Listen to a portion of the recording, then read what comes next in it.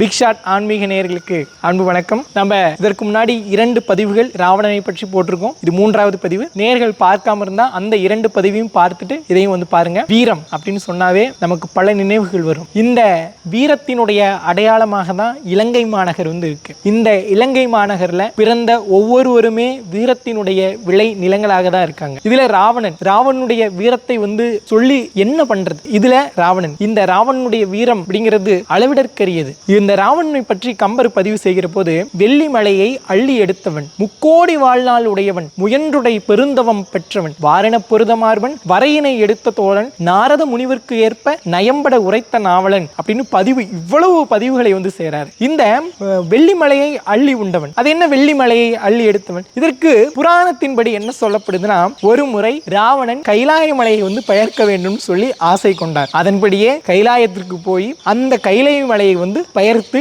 எடுக்கவும் செய்தார். அப்படி எடுத்தவருக்கு ஆணவம் தலைப்பட சிவபெருமான் என்ன பண்றாருன்னா, தன்னுடைய பாதத்தினால் அந்த கட்டை விரலால் ஒரே ஒரு அழுத்த அழுத்துறார் இமயமலையை. அந்த இமயமலையோடு சேர்ந்து ராவனுடைய கையெல்லாம் போய் மீண்டும் இமயமலை சரிவர ஆகுது. இது உடனே அங்கிருந்த முனிவர்கள் எல்லாம் என்ன சொல்றாங்கன்னா, இந்த ராவணனை பார்த்து சாமகான வேதம் படிங்க, அப்படி பாடினால் மட்டும்தான் சிவபெருமான் அவருடைய கருணை உங்களுக்கு கிடைக்கும். இப்படி உன்னுடைய கையெல்லாம் போயிடுச்சு இல்லையா, அதனால நீ சாமகான வேதத்தை பாடணும் சொல்லி சொன்ன உடனேயே இந்த இசையில் வல்லவனாகிய ராவணன் சாமகான வேதத்தை பாட ஆரம்பிக்கிறார். எப்படி பாடுறார் அப்படின்னா, அவர் கையெல்லாம் போயிடுச்சு, வீணை எதுவும் இப்போ கிடையாது. அப்ப என்ன பண்றாரு, தன்னுடைய 10 தலைகள்ல ஒரு தலையை தனியா கையில எடுத்துறாரு. கையில எடுத்து உடஞ்சு விழுந்தது இல்லையா கைகள், அந்த ஒரு கைய அந்த ஒரு தலையினுடைய வாய்ப்பகுதியில் பொருத்திடுறாரு. பொருத்தின உடனே கீழே விழுந்த அந்த கைகள் இருந்த நரம்புகளை எல்லாம் எடுத்துறாரு. எடுத்து அந்த கையில் இருக்கக்கூடிய தலை கைப்பகுதியை